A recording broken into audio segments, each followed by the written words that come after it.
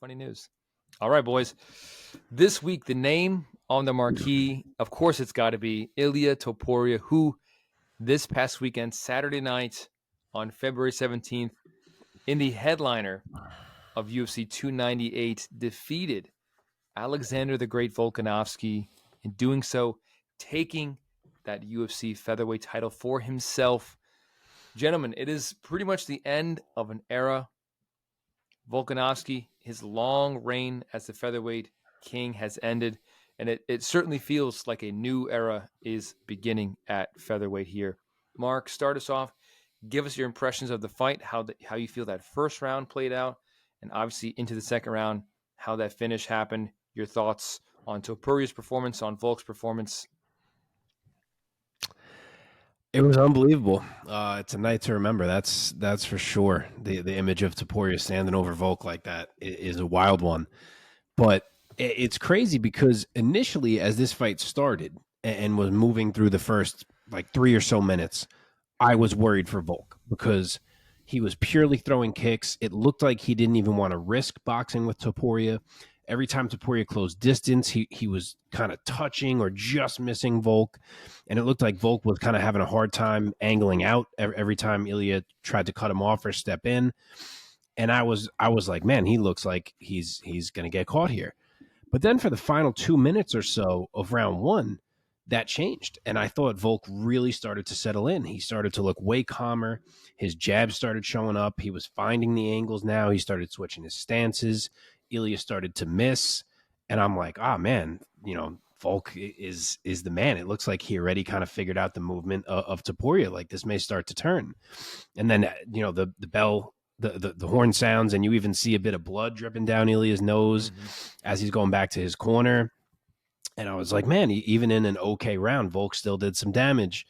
And it started to have these like Volk vibes that it was going to turn, like I said. And then even for like the first 3.5 minutes of round two, it was still going pretty well. Volk is moving off center.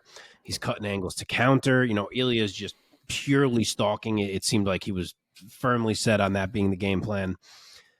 And then he finds it. He steps in and under with a right to the body, followed by a left to the head. Both land, and he crowds Volk as Volk's off balance and kind of reaches the fence behind him. And then the cleanest right hand you'll ever see in your life comes over the top, and Volk is just immediately switched off, and it's over. The Volk era is over just like that. And Ilia Topuria is the undefeated, undisputed featherweight champion of the world, has KO'd a GOAT and did it in more or less walk-off fashion. I know he threw one more shot, but it was basically a walk-off. So unbelievable. As I said, to even see Volk get beat like that, and I know Islam did it too, but the circumstances were way different. And also to see that Ilia Topuria is truly this good. His boxing and ability to use everything involved in it as a weapon. And he does use it all as a weapon, from his footwork to the angles he takes as he steps in, to his pressure that is constant, his feints that he had Volk thinking about, and then of course the natural things like the hand speed and the power. It's just a deadly combination of skills for these guys to figure out, and thus far no one has. And the man can grapple on top of it. So it's a big night, and you guys will know what I mean when I say this. Sometimes you see a guy win a belt, and it's like, wow, like that was so amazing that he got to be the champ. But in your head, you're kind of like, there's so many good guys. Like, he may not be the champ for that long. We'll see what happens. Then there are other times you watch a guy become a champ, and it feels like you just watched a coronation and a torch being passed to a new king. And this felt like that. Absolutely. Omar, did it feel like that for you? 100%. I remember, I think the thing for us, I think we're all kind of at a point now where it's difficult for us to see the changing of the guards sometimes. We love our guys, right? We're fans first and foremost, and we love our guys. And it was always a possibility. And I think we said this last week. Mark said this last week. We talked about it ourselves last week, but Yes. Topuria winning was always a possibility. It was never a foregone conclusion that Volkanovski was going to run over Topuria. I thought it would have been a much closer fight. And frankly, the fight was close up until Volkanovski got cracked in the face. And we don't see a lot of punches that clean. I mean, honestly, when it happened, the thing that popped in my head right away was GM3 getting cracked in the face by Hamzat Chimaev. That was kind of the last, like almost a mirror image of that just turned off moment that Volkanovski had, where his body just said enough and he just went out, you know? But it was a very technical fight, and you could see Topuria, just like Mark said, he was stalking him, and he was trying to find his range. He was trying to find the right place to go. And the problem with Topuria is his infighting is disgustingly good, and that comes from how good his boxing is. He's not afraid to come inside against somebody like Alexander, who is a king at infighting, but no one does it with him because of how small he is and how compact he is. Guys are constantly trying to fight him on the outside. Guys are constantly trying to fight at range with him, and he's able to adjust to stuff like that. But Topuria just kept coming forward. You could see the entire fight, Volkanovski was kind of circling, throwing leg kicks, trying to feel everything out, and Topuria was just a statue, just kind of walking him down, moving and cutting angles, making Volkanovski very uncomfortable in there, because people don't do that to Alexander Volkanovski. Yeah. And you got the feeling, and you don't always get this feeling with guys in fights, but you got the feeling that Topuria was not afraid of Volkanovski. He did not care that Volkanovski had won all these fights in a row. He did not care what Volkanovski brought to the table. Topuria believed in his fight. He believed in his game. He went in there and he executed what he was going to do basically to anybody else that he would have been in the cage with. And that's what makes him terrifying. It was almost like he didn't have to prepare specifically for Volkanovski. He was going to do what he does. And to be fair, that's kind of how Volkanovski made his success as well. It's kind of the same deal. Topuria, we've hyped up for a long time, man. It didn't take very much for his skills and the way that he approaches fights to stand out. The most trouble I think we've really seen him have is against Jai Herbert. Yeah. And that was because he went up to 155 to fight that dude who was, what, 6 foot long. tall? Yeah. Like, he's like 6 foot long. It took him over a round and getting beat on a little bit before finding his range and absolutely turning Jai Herbert off. So no one's escaping Ilia Topuria. I think 145 is going to be a nice little spot for him. And I got to be honest, we're talking about rematches here. Ilia Topuria is talking about, because Volk's nice, even though we should be moving on in the division, we'll give him a rematch. Volk, I think, said rematch like 30 times in his post-fight interview. So I'm assuming we'll probably see that. Volk did defend the belt like, 4 or 5 times. So I think it's a little warranted, frankly. But I just, I don't know if he gets caught again, because Jesus Christ, but I don't know, man. It was a rough pick the last time, and it's going to be rougher to pick it again. Mark, who did you take? I took Volk. I was torn as shit all Volk. week, but I mean, in my head, I figured if Topuria won, he'd win by knockout. Totally. I was pretty much debating Topuria knockout or Volk decision, and I went Volk decision. Yeah, Omar, I agree. I think he really trusted himself, Topuria, and he really trusts his power. I think he knows what he's got, and that is some devastating power. It's the combinations, though. I mean, anybody can throw a right hand, anybody can throw a jab, anybody can throw a punch with some power, but it's making guys uncomfortable with where they're supposed to be in those exchanges and where they're supposed to put their head in those exchanges that makes things like that successful. And I think the way that he was able to mix it up, and he's, like I said, he's good at infighting. His boxing is I was going to say delicious, but I don't know. That's a little weird. But it is. I mean, his boxing's really good, man. It's really good to see how compact he is as a fighter. His hands are always inside, and he torques his whole body, so he never sacrifices his defense when he goes in for his offense.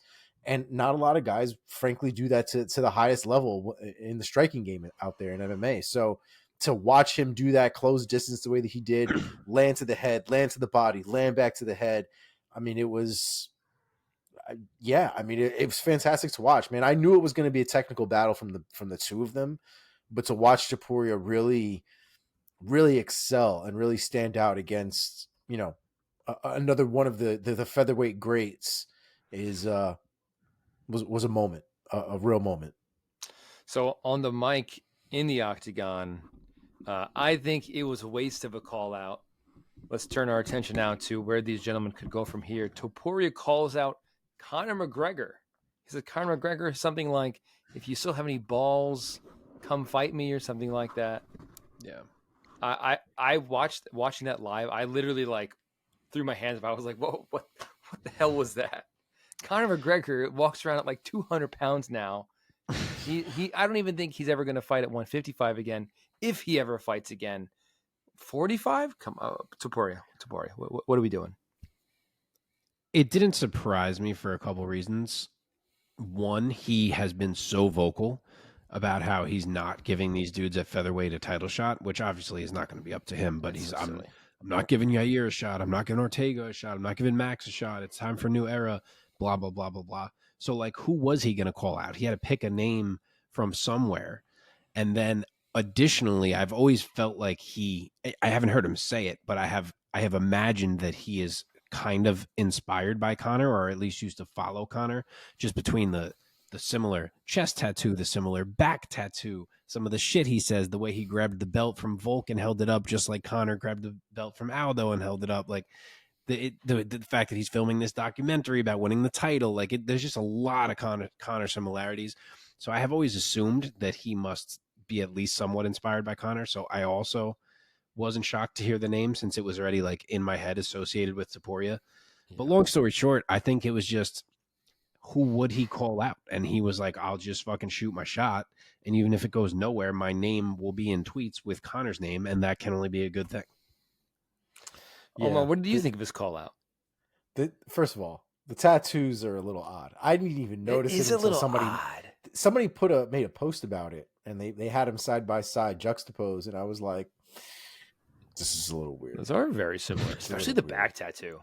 It was the back tattoo. I feel like if there was no back tattoo, I feel it wouldn't be as weird. But the back tattoo is really fucking weird. But that's neither here nor there. As far as the call out is what it is. It is what it is.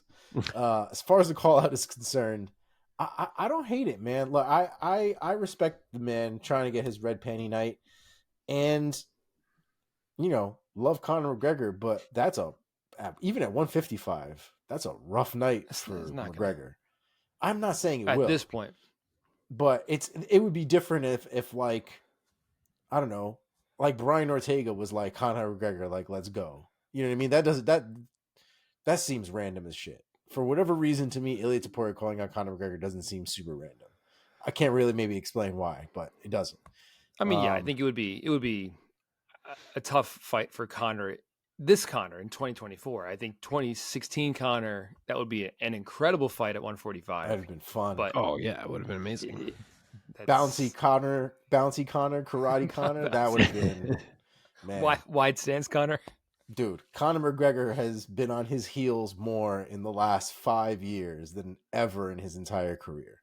They walk forward like each other. While we're on this topic, I was actually thinking it when I was watching the fight back. Not that their styles are necessarily similar, but they both walk forward with such a calmness that it's almost like unnerving, and like that they don't care what you're doing because they're just walking and you're going to fall down simply because they're walking toward you. Like, I feel like that's how Topuria fights, and that's how Conor fought in his prime. Everybody that fights like that generally has a really good understanding of distance. Oh, it's because they know where things are, how far things are going to go. And 100%. They're the ones that make it look the sketchiest, right? They're the ones that make the punches come up right just before it touches their nose. But like, that's on purpose. Mm-hmm. You know what I mean? And it's those are the game of inches are really played by guys like that. The Ian Garys of the game, right? The Conor McGregors and things like that. Like you'll see that with those guys. Even the what's his name? Wonder Boy. Wonder Boy's great at that too. Yeah, man. He made a career on that. So call out aside, let's talk about who Ilia Topuria actually might fight next, because it definitely ain't gonna be Conor McGregor. Mark, what do you think? I mean, right off the bat, Omar alluded to it. Alexander Volkanovski does deserve a rematch. I know that it feels a little bit odd since we've seen him lose 2 in a row because of the circumstances of going up and challenging Islam, but he won 6 featherweight title fights prior to this. He deserves a rematch. With that said, I would not mind seeing Volk taking some time off and fighting more toward the end of the year. And if that's what Ilia is going to do too, then fine. That's the fight that we make. But if Ilia is going to fight before that, it's going to be really hard for him to not fight one of these guys he says he's never going to fight, because you're going to have the winner of Yair and Ortega sitting right there, whoever that may be.